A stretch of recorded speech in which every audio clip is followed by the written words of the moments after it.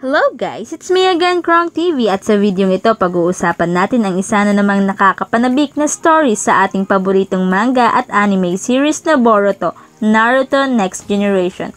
Pero bago ang lahat, huwag kalimutang mag-like, mag-subscribe, pindutin na yung notification bell upang lagi kang updated sa mga susunod na videos. Sa video ito, pag-uusapan natin ang iba't ibang bagay patungkol kay Code upang mas lalo natin siyang makilala dahil sa ngayon wala pang gaanong detalye ang lumalabas patungkol sa kanya.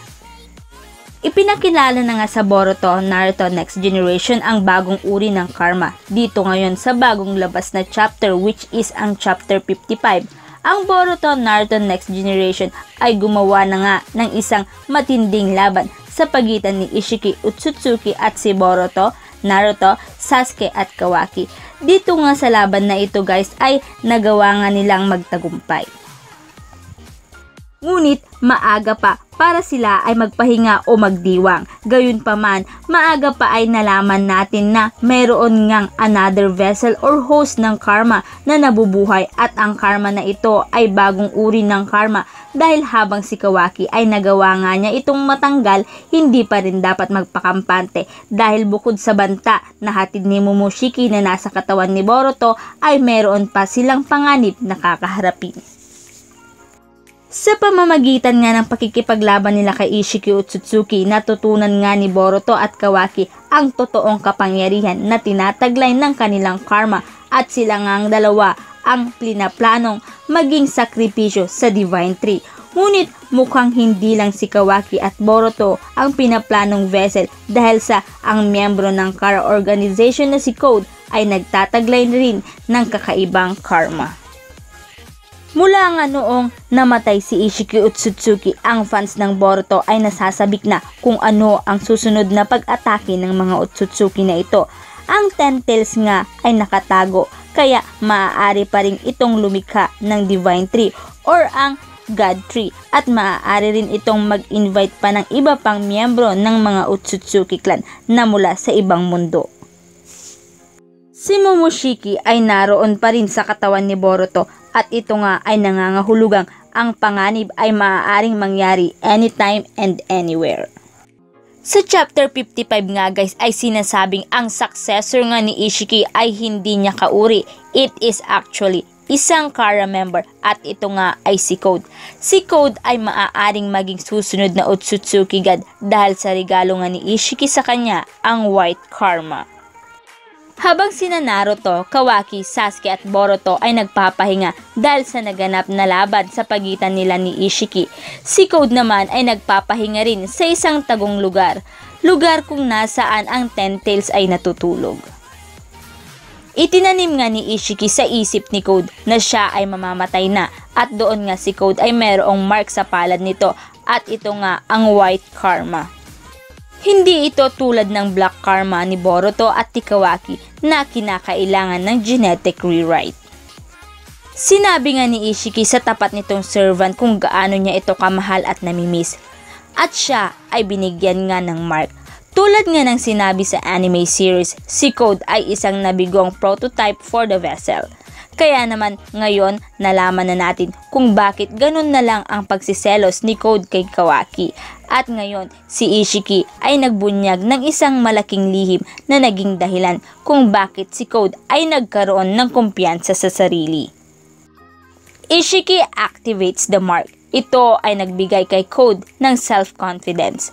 Ngayon si Code ay maaari nang mag-update ng kanyang sarili at maging bagong Otsutsuki, isang hybrid human at Otsutsuki.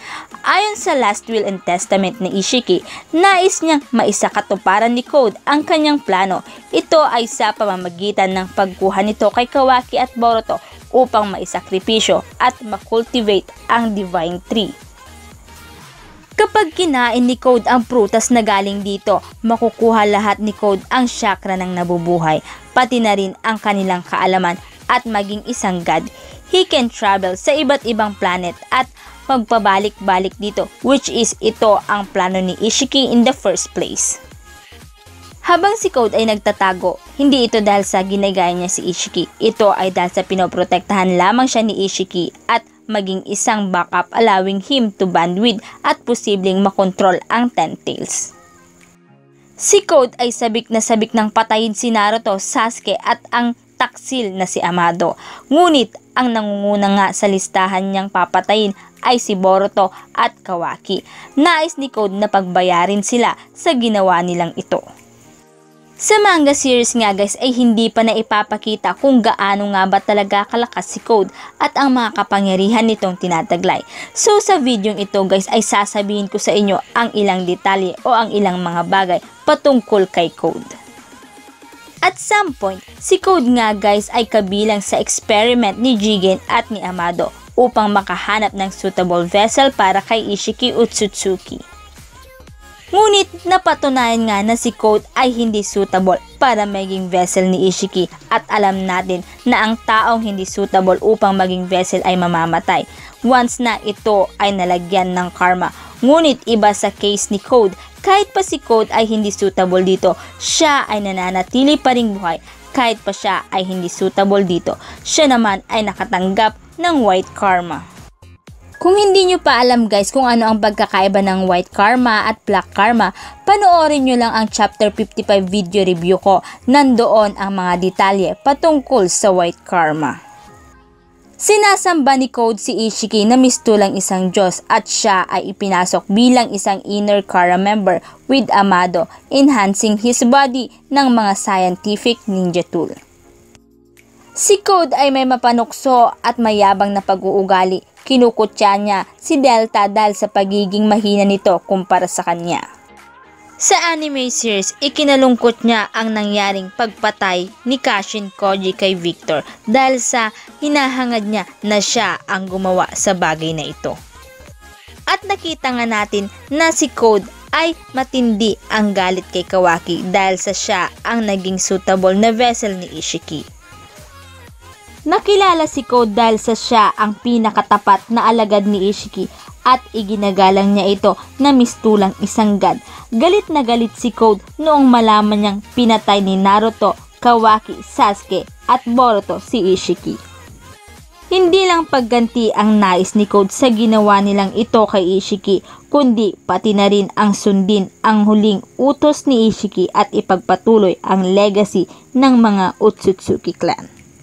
Ngayon naman guys, pag-uusapan natin kung gaano nga ba kalakas si Code. Bilang isang Kara inner member, si Code ay itinuturing na nagtataglay ng katakot-takot na kapangyarihan. Dagdag pa rito, alam natin na minodified pa ang kanyang katawan ni Amado ng mga scientific ninja tools.